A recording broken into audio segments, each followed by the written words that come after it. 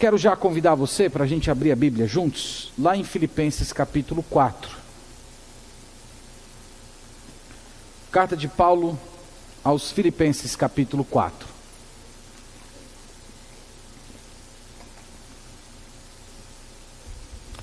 Filipenses capítulo 4.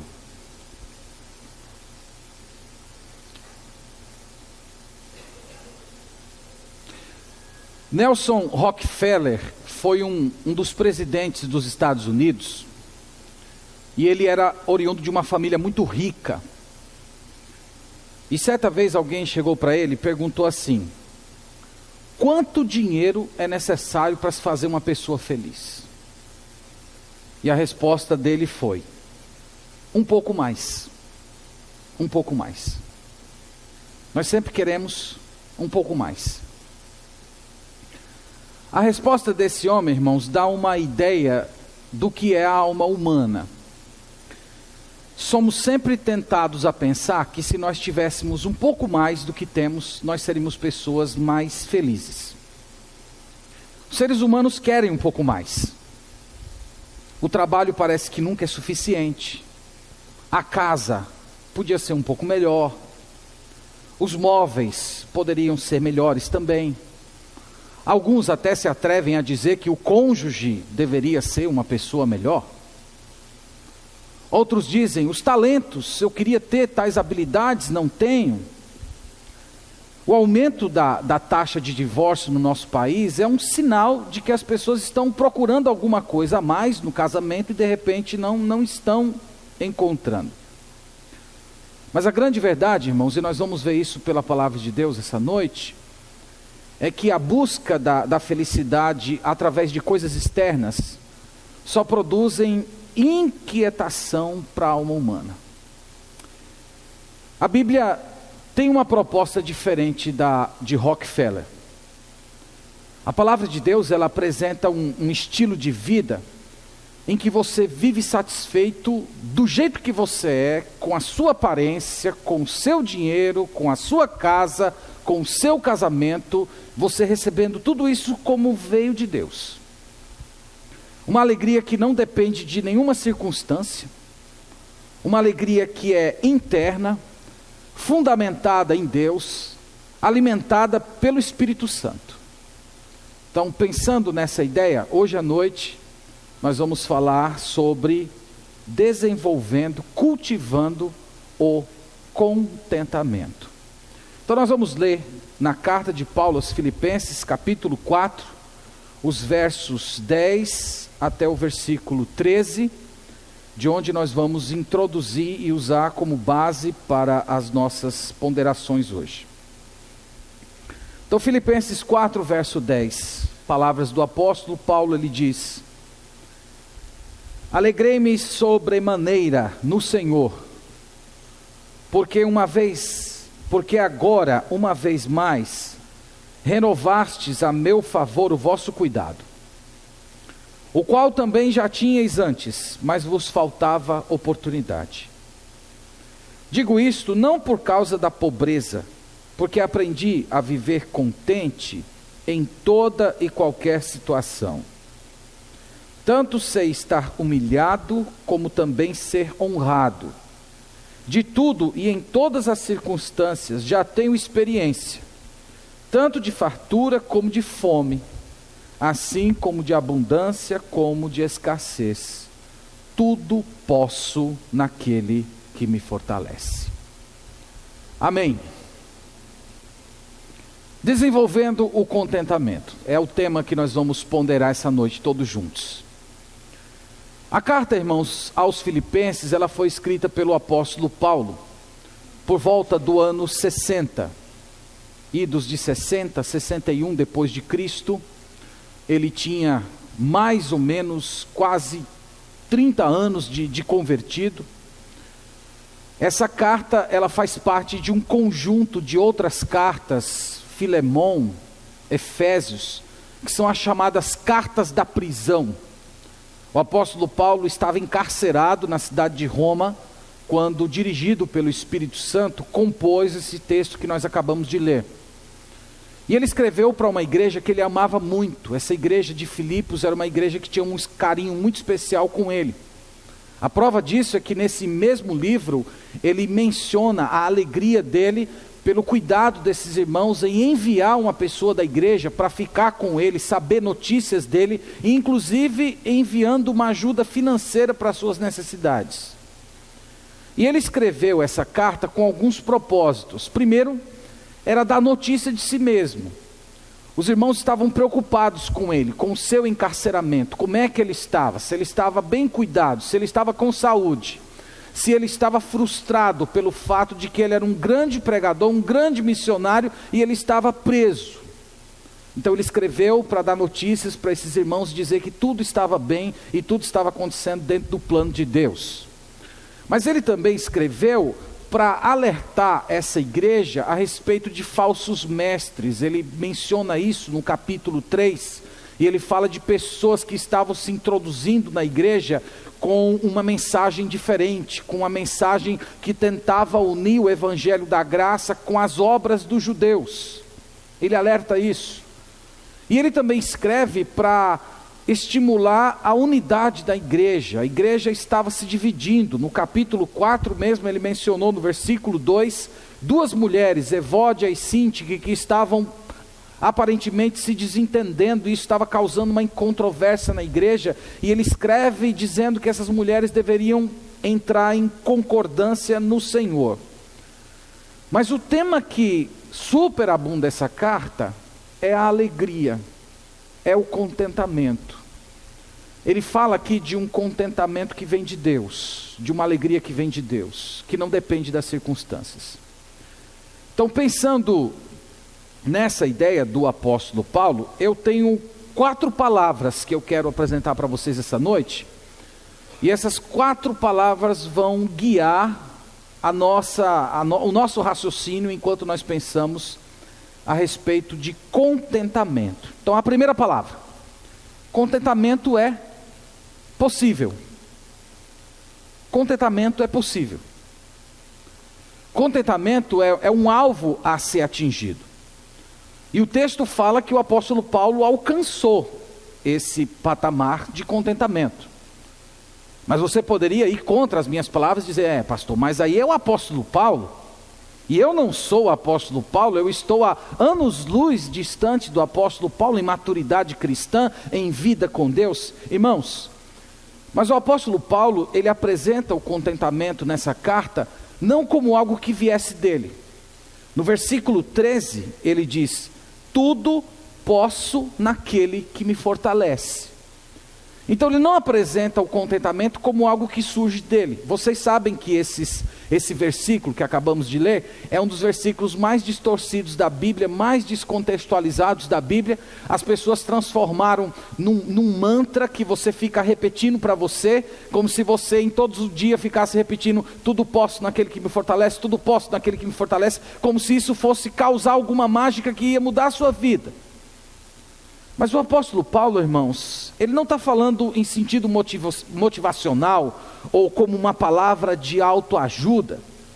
Na verdade, quando ele diz: eu posso todas as coisas naquele que me fortalece, ele está falando que Deus, ele é todo poderoso e ele é gracioso para te conceder um poder chamado contentamento, uma virtude que vem do céu, que se chama contentamento, que é uma satisfação em Deus, independente das circunstâncias que você estiver vivendo. Então ele fala de uma graça que vem do céu, de uma virtude que brota diretamente do ser de Deus e que invade o nosso coração. Isso toma a nossa vida e nós nos tornamos pessoas satisfeitas em Deus, independente daquilo que acontece. Bem, mas desenvolver contentamento em um coração que nem o nosso, um coração pecaminoso, um coração que é sempre descontente, é uma tarefa, irmãos, impossível. Impossível. Eu queria que isso ficasse muito claro para você. Contentamento é impossível, humanamente falando. Mas aquilo que nós não conseguimos fazer Deus, Ele faz em nós e através de nós. Porque o que Deus prometeu através das páginas das Escrituras é que a partir do dia em que nós cremos no Senhor Jesus Cristo, Ele iniciou um trabalho na nossa vida, um trabalho silencioso, um trabalho espiritual, um trabalho que é executado pelo Espírito Santo de Deus, onde dia após dia Ele está transformando você de glória em glória à imagem de Jesus Cristo. Foi isso que Ele disse em 2 Coríntios 3, verso 18, se você pudesse olhar comigo. Deixe marcado aí o Filipenses, que nós vamos tornar ele. Mas olha comigo. 2 Coríntios capítulo 3.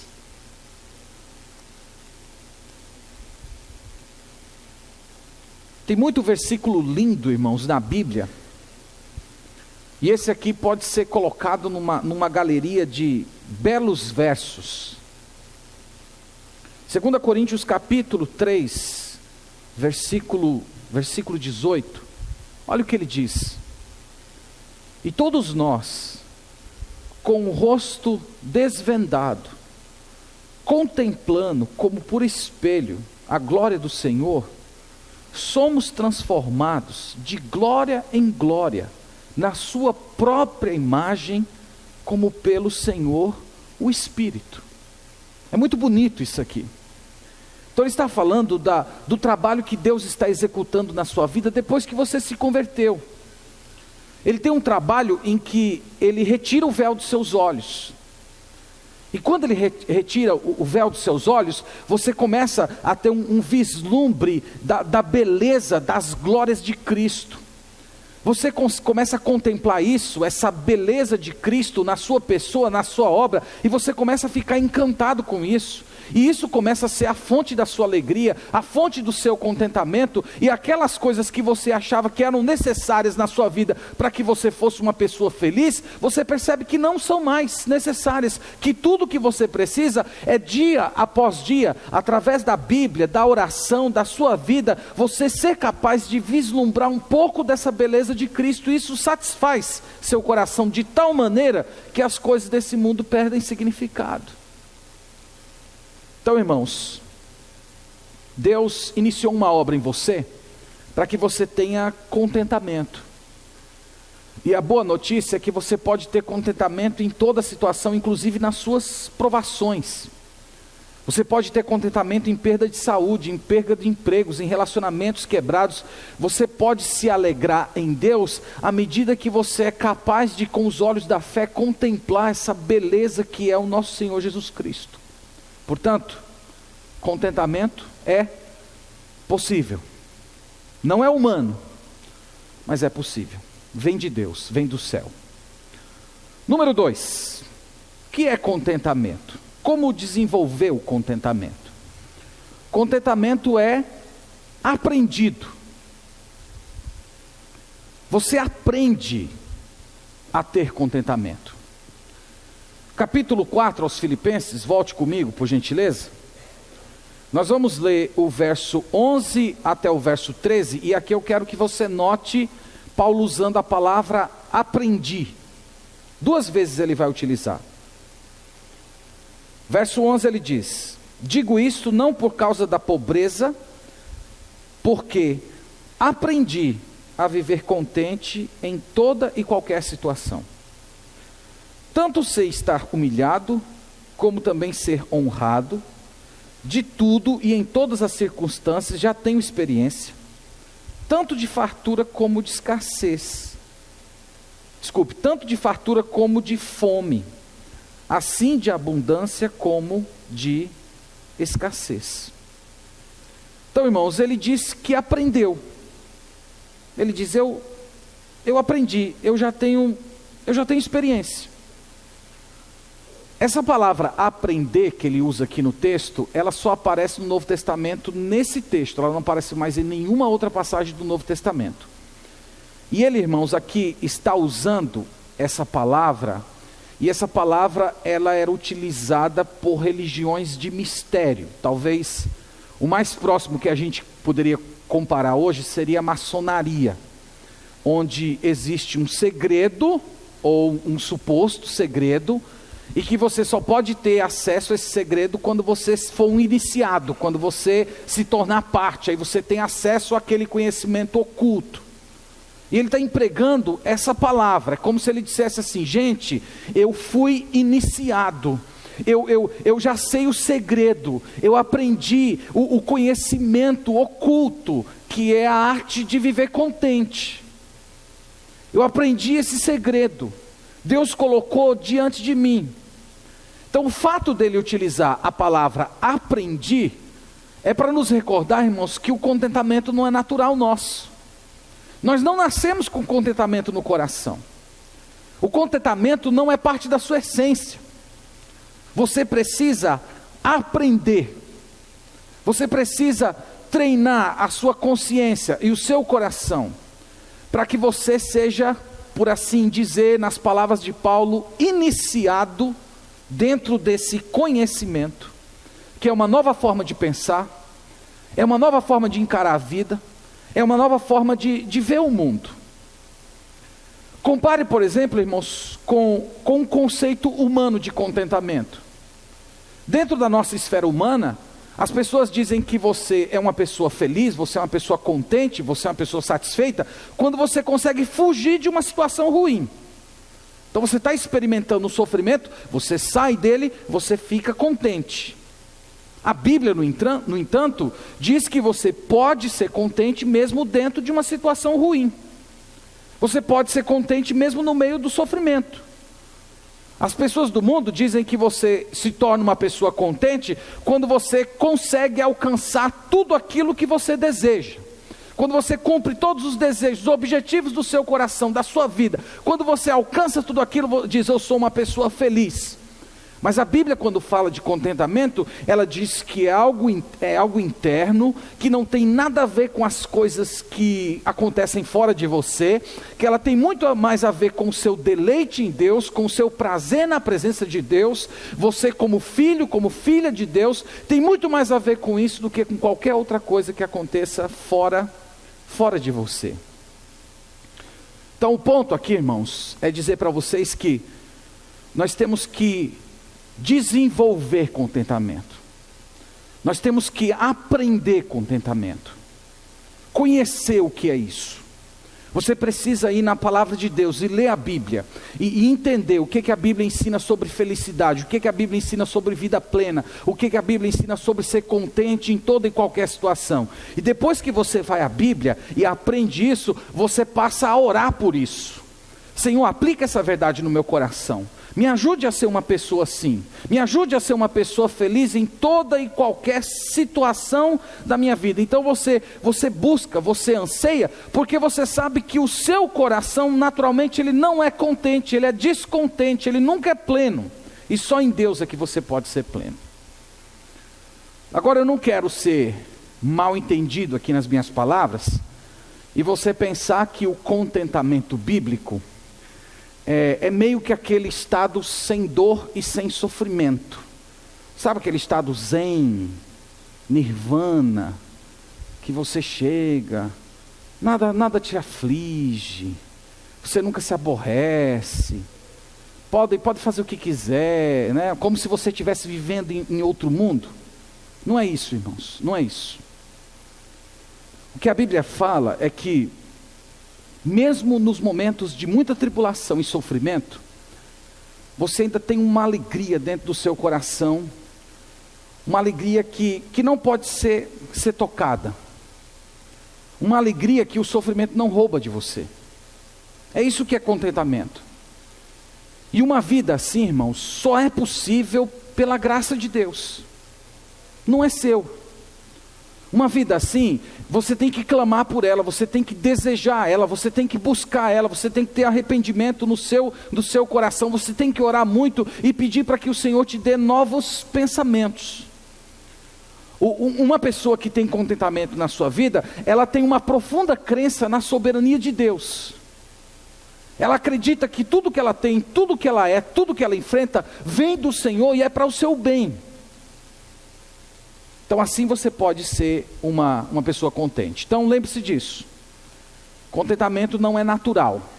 mas você pode aprendê-lo, você pode desenvolvê-lo.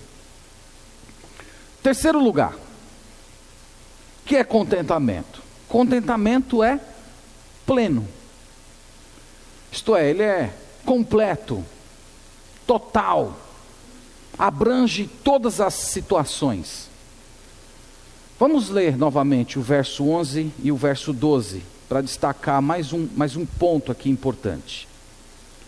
Ele diz assim: digo isto, não por causa da pobreza, porque aprendi a viver contente em toda e qualquer situação. Tanto sei estar humilhado, como também ser honrado. De tudo e em todas as coisas já tenho experiência, tanto de fartura como de fome, assim de abundância como de escassez. Ele diz aqui, irmãos, que ele tem contentamento em tudo. Todas as situações da vida dele. Então, o contentamento bíblico, ele engloba todas as situações que você vive. Se eu fosse parafrasear as palavras de Paulo aqui no verso 12, eu diria mais ou menos assim. Paulo está querendo dizer para a gente mais ou menos as seguintes palavras: olha, irmãos, se Deus me der riqueza, eu não vou me tornar uma pessoa soberba, eu não vou começar a me sentir melhor do que os outros, e eu nem vou me tornar um descrente, e nem vou transformar esse dinheiro em um Deus. Por outro lado, se Deus me der pobreza, eu não vou me escandalizar, eu não vou roubar de ninguém, e eu muito menos vou pensar que Deus não me ama ou que Ele não se interessa por minha vida. E sabe por quê? Porque Deus me deu o poder de ser contente em toda circunstância. É isso que ele está falando. Então ele diz: olha, eu aprendi a ser contente na fartura. Aí você pode dizer: ah, pastor, mas isso é fácil, né? Você ser contente na fartura, quando você está com a mesa cheia, carro importado na garagem. Irmãos, não pense que é fácil ser contente na fartura. Lembra da pergunta que foi feita ao Rockefeller, milionário? Quanto é que você precisa? Eu preciso um pouco mais.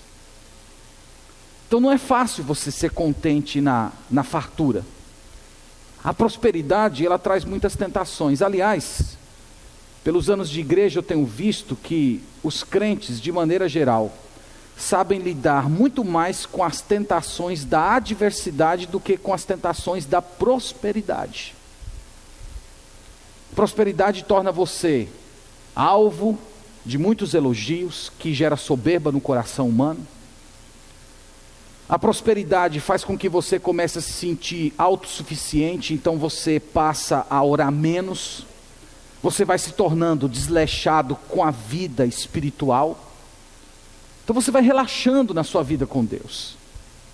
Então, se você é uma pessoa que está aqui essa noite, você foi abençoado com Deus, com posses, louvado seja Deus por isso, mas exercite o seu coração no contentamento. Aprenda a ser contente na sua riqueza, como Paulo fez. Nunca coloque na sua cabeça a ideia que para você ser feliz você precisa ter um pouco mais. É isso que Paulo está dizendo aqui para a gente.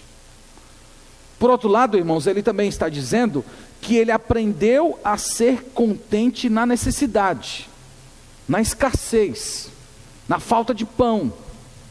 Ele, quando escreve a segunda carta a Timóteo, mais ou menos uns 7 anos depois de escrever essa, ele estava numa masmorra terrível, e ele está ali prestes a morrer. Nós nem sabemos quanto tempo ele ficou vivo depois daquilo, e ele diz: olha, traga a minha capa.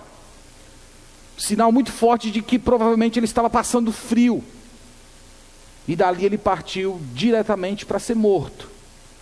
E ele diz: eu aprendi a ser contente assim também. Então, irmãos, uma pessoa que é madura na fé, ela entende o propósito e a importância de Deus nas aflições. Veja o que ele disse em 2 Coríntios, olhe comigo por favor, capítulo 6. 2 Coríntios capítulo 6.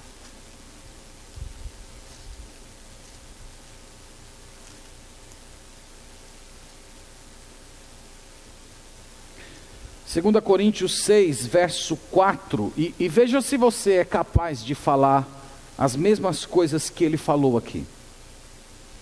2 Coríntios, capítulo 6, verso 4, ele diz assim: pelo contrário, em tudo recomendando-nos a nós mesmos como ministros de Deus, na muita paciência, nas aflições, nas privações, nas angústias, nos açoites, nas prisões, nos tumultos, nos trabalhos, nas vigílias, nos jejuns. E agora vá comigo até o versículo 8, ele diz: por honra e por desonra, por infâmia e boa fama, como enganadores e sendo verdadeiros, como desconhecidos e entretanto bem conhecidos, como estivéssemos morrendo e contudo eis que vivemos, como castigados, porém não mortos. Será se você é capaz de dizer a mesma coisa que ele está falando aqui? Olha, mesmo quando eu estou triste, eu sou feliz. Mesmo quando eu não tenho nada, eu tenho tudo. Mesmo quando eu estou pobre, eu estou enriquecendo os outros. Isso, irmãos, é contentamento. Então você que é cristão, você precisa ter isso em sua mente, que o fato de você entrar entre o grupo de discípulos de Cristo, importa que você vai carregar uma cruz durante a sua caminhada nesse mundo. E é certo que essas aflições, elas são planejadas por Deus, são instrumentos de Deus para santificar você. Em Romanos capítulo 5, o apóstolo Paulo disse isso. Ele disse que a aprovação produz perseverança. Então onde é que nós aprendemos a perseverança? Nós aprendemos no fogo da aprovação. Agora, para você ter essa mentalidade, para você receber a aprovação de Deus como sendo algo enviado por Ele para o seu bem, para o seu crescimento, para a sua maturidade, você precisa ter contentamento. Porque se você não tiver, você vai ficar ressentido com Deus. Você vai achar que Deus não te ama. Você vai achar que Deus não se importa com você. Mas quando você foi iniciado no contentamento, quando Deus envia para você uma aprovação, você vai agir como José agiu com relação aos seus irmãos. Vocês intentaram o mal contra mim, mas Deus transformou isso em bem. Vocês planejaram o mal contra mim, mas tinha um plano de Deus ocorrendo por cima de tudo isso, que era me trazer para cá, para que eu preservasse a vida de vocês. Irmãos, uma pessoa só tem mentalidade assim, quando ela tem contentamento. Só nessa condição. Então você precisa aprender a ser contente. Mas é mais do que isso que eu estou dizendo. Você precisa aprender a ser contente, independente do tempo da tribulação. Antes da pregação, nós lemos o Salmo 88. Esse é o salmo mais triste da Bíblia. É um salmo de um homem que diz assim, que tem uma aflição que ele enfrenta desde a sua mocidade. E ele chegou até a ficar meio que desenganado da pessoa de Deus por conta disso. Irmãos, tem certas aflições que vêm na nossa vida e passam rapidamente. Mas tem outras aflições que vêm e duram muito tempo. Pessoas que têm doenças, deficiências. Há o testemunho de um grande inólogo chamado William Cooper. Ele escreveu hinos lindos. E ele tinha crises de depressão profundas. Ele chegou ao ponto de tentar tirar a vida dele. Algumas aflições vêm rapidamente, mas outras duram uma vida inteira. Às vezes a gente acompanha na igreja pessoas que têm um parente que está em estado terminal, mas parece que não termina nunca. E tanto o sofrimento daquela pessoa, como o sofrimento da família, assistindo aquela pessoa amada, definhando dia após dia. E é só com contentamento no coração que você pode receber essas coisas e dizer: Senhor, eu creio que vem do Senhor. Eu creio que isso vai produzir bem no meu coração. Eu creio que isso vai me ensinar a ser perseverante. Eu creio que isso vai me santificar. Então o que eu estou falando aqui para vocês é que você precisa tomar uma decisão hoje à noite. O que eu estou falando aqui, em certo sentido, coloca tanto você como a mim na parede. Por quê? Ou você encara a sua vida com contentamento, ou você vive desonrando a Deus com amargura no coração. Você achar que as pessoas estão te ferindo, que Deus está te ferindo, que as circunstâncias da vida estão te ferindo.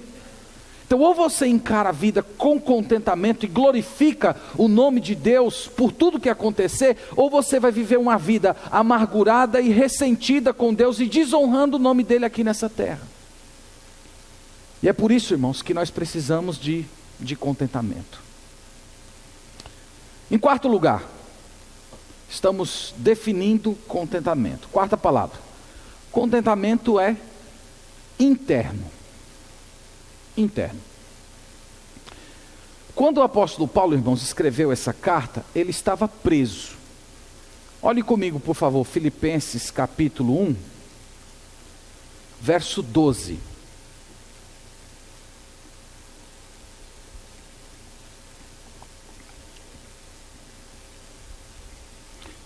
Filipenses 1, verso 12. Ele diz assim: quero ainda, irmãos, cientificar-vos de que as coisas que me aconteceram, quando ele fala que as coisas que aconteceram, a maioria dessas coisas estão registradas no livro de Atos. Começa ele voltando para Jerusalém. Lá em Jerusalém, ele é acusado, ele é espancado, e se não fosse os guardas interferindo, ele teria sido morto ali a pancadas. Depois ele é levado para uma prisão. Aí estão tentando, planejando matar ele às escondidas. Ele tem que fugir para Cesareia. E quando fica lá em Cesareia, ele encontra-se com um homem que, um governante tendencioso, que finge que se interessa pelo evangelho, mas na verdade está esperando receber algum suborno dele para poder soltá-lo. E depois muda-se o governante, e o governante quer entregar ele na mão dos judeus, e ele diz: não, eu quero ir para Roma, eu quero ser julgado pelo império. Tudo isso, irmãos, quero dizer para vocês, é progresso. É progresso. Isso, irmãos, é contentamento.